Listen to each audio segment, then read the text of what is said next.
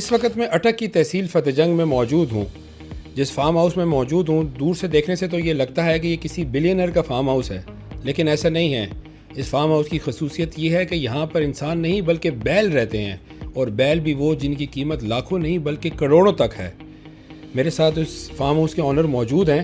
آئیے ان سے پوچھتے ہیں کہ انہوں نے بیلوں کو رکھنے کے لیے عام طور پر تو ایک عام سے باڑے ہوتے ہیں یا کچھ چھوٹے موٹے کیٹل فارم ہوتے ہیں، انہوں نے اتنا شاہانہ فارم ہاؤس کیوں بنایا ہوا ہے، اور جس میں سوئمنگ پول بھی ہے، بہت اچھا لان ہے، بڑی زبردست جگہ ہے، اور بالکل ایسا لگتا ہے کسی بلینئر کا فارم ہاؤس ہے. اچھا فاروق بھائی، یہ بتائیے گا کہ ہم نے دیکھا کہ بیل تو زیادہ تر عام تر باڑوں میں ہوتے ہیں یا کوئی چھوٹا سا کیٹل فارم بنائے ہوتے ہیں لوگوں نے.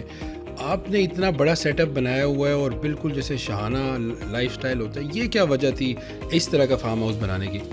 دیکھیے بھائی، جس ٹائم پہ انسان کوئی تبدیلی چاہتا ہے نا، تو اس کو وہ تبدیلی اپنے گھر سے سٹارٹ کرنی چاہیے. میرا یہ ایک چھوٹا سا ماننا ہے. قربانی ایک ایسا ہمارا مذہبی فریضہ ہے، یا وہ ہے جس کی وجہ سے مطلب جو ہماری فیملیز کو بھی جس کا بہت شوق ہے. تو جب سے ہم بھی دیکھتے آ رہے ہیں، بچپن سے ہم بھی قربانی کے جانور لینے جاتے تھے، تو ہماری فیملیز کی بھی بڑی خواہش ہوتی تھی کہ وہ بھی جا کے اس مومنٹ کو دیکھ سکیں، جانور کو پسند کر سکیں. لیکن انفارچونیٹلی ہم لوگوں کا جو یہ فارمنگ کا ایٹماسفیئر ہے، یا مطلب یہ سارے معاملات، اس میں اس وجہ سے ہم لوگ تو ایٹ لیسٹ اپنی فیملی کو کبھی لے کے نہیں گئے. تو جب میں نے یہ کام سٹارٹ کیا تو میں بیسیکلی ایک نیا اپنی طرف سے انیشیٹو لیا. میں فیملی فرینڈلی انوائرمنٹ لے کے آیا. اس میں یہ ہے کہ اب میں نے اس طرح کا سیٹ اپ بنایا کہ جہاں پہ میری خود کی فیملی بھی جو اپنے قربانی ہوتی ہے ہماری، وہ آ کے پسند کر سکتی ہے ایزیلی اینڈ کمفرٹیبل ہو کے. اسی طرح اپنی فیملی کی طرح لوگوں کی فیملیز بھی یہاں پہ آتی ہیں. وہ فیملیز کے ساتھ آتے ہیں، وہ اپنا جانور پسند کرتے ہیں. پھر ویکلی یا مطلب ڈیلی بیسس پہ تو خیر کوئی نہیں آتا، ویکلی منتھلی بیسس پہ وہ آتے ہیں، یہاں پہ ٹائم اسپینڈ کرتے ہیں اپنے جانور کے ساتھ ایک اچھے ایٹماسفیئر پہ. تو یہ بیسیکلی اس وجہ سے میں نے بنایا ہے. اچھا یہ بتائیے گا کہ یہاں پہ جو جانور ہیں، ہم نے سنا اور کہ یار ان کی قیمت بھی کچھ جانور ایسے ہیں جو کہیں کہیں کروڑ روپے کے ہیں. یہ کیا وجہ ہے؟ کیا اس فارم ہاؤس میں رہنے کی وجہ سے یہ اتنے مہنگے ہیں، یا کوئی خاص وہ بریڈ ہے، یا کوئی خاص وجہ ہے ان کے اتنا مہنگا ہونے کی؟ پہلی بات تو یہ ہے کہ جانور ہو یا کوئی بھی چیز ہو، وہ بکتی اپنے ریٹ کے اوپر ہی ہے. چاہے وہ اس فارم ہاؤس میں ہو، یا وہ سینٹورس میں فارم ہاؤس بن جائے اس میں کھڑی ہوئی ہو، یا وہ راجہ بازار میں کھڑی ہوئی ہو. فارم ہاؤس کا اس معاملات سے، جانور کا ریٹ سے کوئی لینا دینا نہیں ہوتا. جانور اپنے ریٹ پہ بکتا ہے. اور جن جانوروں کی آپ بات کر رہے ہیں، وہ جانور پاکستان کا فخر ہے. رستم پاکستان اس کا نام ہے، برہمن ہے.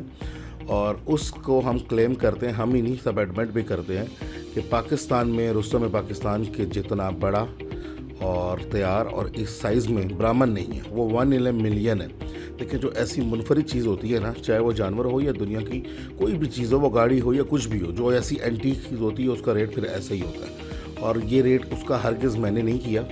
میں نے اس کو پرچیز بھی کروڑوں میں ہی کیا تھا. تو آبویس سی بات ہے، اس کی ورتھ تھی تبھی میں نے لیا تھا. تو جس نے لیا ہے اس نے بھی اس کی ورتھ کے اکارڈنگ اس کو لیا. اچھا یہ بتائیں کہ آپ نے اتنا فینسی سا فارم ہاؤس رکھا ہوا ہے، تو کوئی بڑی شخصیات بھی آتی ہیں یہاں پر، اور کیا ان کا کیسا رسپانس ہوتا ہے؟ کوئی آپ شیئر کرنا چاہتے ہیں کون کون یہاں پہ آیا ہے؟ کوئی بڑی سیاسی شخصیات، کوئی اور دیگر شخصیت ایسی؟ الحمدللہ میں اس چیز پہ بڑا فخر محسوس کرتا ہوں کہ میرے اس کانسیپٹ کو لانے سے پاکستان کے بڑی سے بڑی، ایک ہوتی ہے بڑی، ایک ہوتی ہے بہت بڑی شخصیات بھی ہمارے پاس آتی ہیں. ہر طرح کی شخصیت ہمارے پاس آتی ہے الحمدللہ. لیکن میں پرسنلی اگر آپ نام کہیں گے تو نہیں لوں گا، کیونکہ آپ کو پتہ ہے کہ نام لینا مناسب نہیں ہے. ہاں، ایک بھائی کا لے لوں گا جن کی ویڈیو بڑی وائرل چلی گئی تھی، اور وہ ہیں ہمارے اسٹار حارث رؤف صاحب. انہوں نے بھی مجھ سے قربانی کا جانور لیا ہوا ہے. اسی طرح ہمارے بہت سی سینئر مطلب حکمران ہیں جنہوں نے مجھ سے جانور لیے ہوئے. کافی لوگوں نے مجھ سے لیے ہوئے، اور بھی بہت سے بڑی شخصیات نے مجھ سے جانور لیے ہوئے. اچھا یہ بتائیں، یہ جو جانور ہیں، ہم نے دیکھا کہ ایسے جانور بھی بہت جو ہیں نایاب ہوتے ہیں. کیا وجہ ہے ان جانوروں کو تیار کرنے کے لیے؟ کوئی خصوصی چیزیں دی جاتی ہیں؟ کیا کھانے میں آپ ان کو اتنے ایسا کیا دیتے ہیں کہ جو اتنے بھاری اور اتنے بھرکم ہو جاتے ہیں؟ اس میں یہ ہے کہ ہم آرگینک لے کے چل رہے ہیں ان کو. ہم تو اپنے کسٹمر کو کلیم کرتے ہیں کہ آپ جانور لے جائیں، آپ اگر اس کے گوشت سے بھی سیٹسفائی ہوں گے تو آپ ہمیں تب پیمنٹ کریں. اور اس میں یہ ہے کہ جانور کو بیسیکلی اس کی سائیکی کو سمجھنا پڑتا ہے. آپ کو بھی، اگر آپ ہوں یا میں ہوں، کوئی انسان بھی ہو، اگر اس نے ڈائٹ کو اپنا بہت زیادہ رکھنا ہے یا ہیلدی ڈائٹ اس نے لینی ہے تو اس کو ڈائجسٹ کرنا پڑے گا. لوگوں کو بیسیکلی یہی کانسیپٹ نہیں پتا ابھی تک. تو آبویسلی بات ہے ہم جانوروں کو ڈائجسٹ کرواتے ہیں, وہ تب ہی ان کو لگ بھی رہا ہوتا ہے, ان کا ویٹ بھی گین ہو رہا ہوتا ہے, تو ان کی پراپر سائیکی کے تحت لے کے چلتے ہیں, تو اس لیے ہمارے جانور الحمدللہ بہت تیار ہوتے ہیں.